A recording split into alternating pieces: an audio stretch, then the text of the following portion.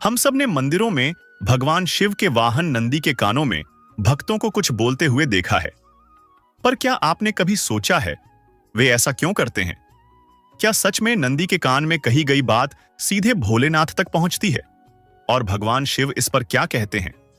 आज की इस दिव्य कथा में हम जानेंगे इस प्राचीन परंपरा का रहस्य और भगवान शिव का वह वचन जो हर भक्त को आश्वस्त करता है कि नंदी के कान में बोली गई मनोकामना कभी व्यर्थ नहीं जाती।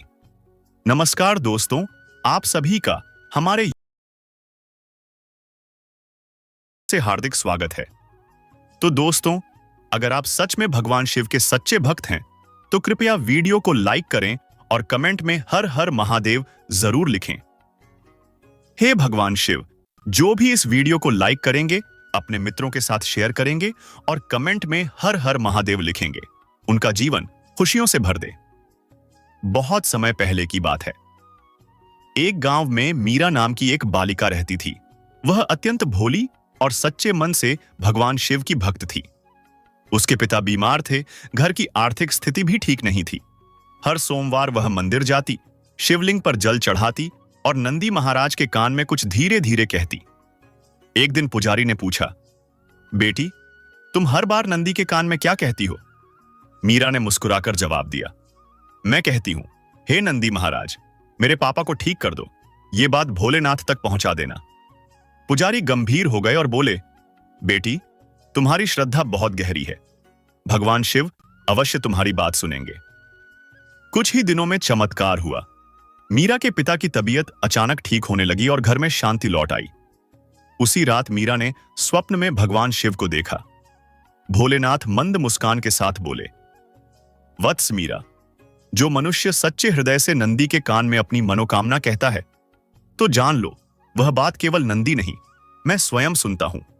परंतु सुनो, प्रार्थना केवल शब्द नहीं होती, वह ऊर्जा होती है जो तब तक नहीं पहुंचती जब तक हृदय पूर्णतः शुद्ध न हो।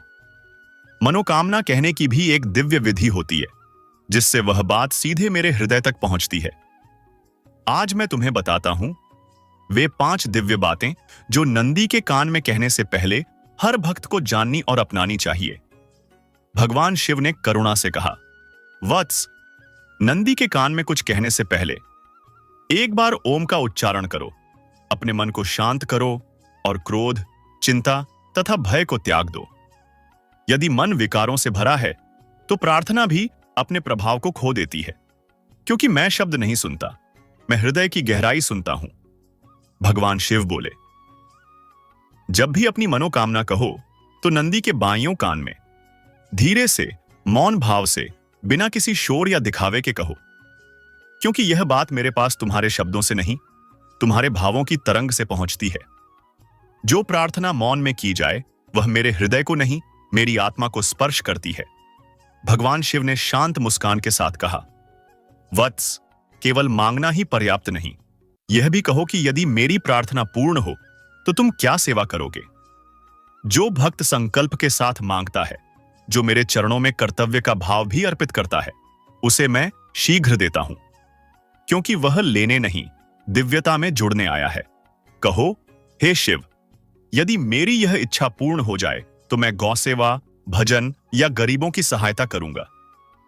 यही भाव मेरी कृपा को गति देता है। भगवान शिव बोले, जब भी मेरे मंदिर जाओ, भीड़ से बचकर एकांत में जाकर नंदी के कान में अपनी बात कहो, क्योंकि भीड़ में कही गई बात अक्सर भावनाओं से रहित हो जाती है, पर एकांत में मन स्वयं खुलने लगता है और तब प्रार्थना हृदय से निकलती है। नंदी को केवल मूर्ति मत समझो, उसे अपना अंतरंग मित्र मानो। वही मित्र जो कुछ नहीं कहता पर सब कुछ सुनता है और तुम्हारी बात मुझ तक सीधे पहुंचा देता है। भगवान शिव ने गंभीर प्रेम से कहा, वत्स, जब तुम नंदी के कान में अपनी बात कह लो तो वहीं कुछ क्षण रुककर, आंखें मूंद कर ओम नमः शिवाय का जप अवश्य करो। यह मंत्र तुम्हारी बात को शब्द से ऊर्जा में बदल देता है और वह ऊर्जा नंदी से होते हुए सीधे मेरे चित्त तक पहुंच जाती है। यही वह मार्ग है जहां भक्त का भाव मंत्र के माध्यम से मेरे हृदय में समाहित हो जाता है। भगवान शिव की ये बातें सुनकर मीरा की आंखों से आंसू बह निकले। उसने अगले दिन वही विधि अपनाई। शुद्ध मन से नंदी के बाएं कान में धीरे से, भावपूर्वक और शिव नाम का स्मरण करते हुए अपनी बात कही। कुछ ही समय में उसके पिता स्वस्थ हो गए और घर में पहले जैसी प्रसन्नता लौट आई। इस कहानी से हमें यह सीख मिलती है कि नंदी के कान में प्रार्थना करने से पहले मन को शांत करें। प्रार्थना धीरे से, बाएं कान में और पूरी श्रद्धा से करें। केवल मांगना नहीं, सेवा और संकल्प भी जोड़ें। एकांत और हृदय की गहराई से संवाद करें। ओम नमः शिवाय का स्मरण ही सबसे श्रेष्ठ माध्यम है। भगवान शिव हमें सिखाते हैं कि हर सच्ची बात, हर अंतरतम की पीड़ा, हर मनोकामना मुझ तक पहुंचना संभव है यदि माध्यम सही हो और भाव सच्चे हों। और वह माध्यम है मेरा प्रिय वाहन नंदी। नंदी मौन है पर मेरी आत्मा से जुड़ा है। जो तुम नंदी से कहोगे वह मुझ तक पहुंचेगा, यदि उसमें श्रद्धा, शांति और भक्ति हो। यदि आपको यह कथा प्रेरणादायक लगी हो तो इसे लाइक, शेयर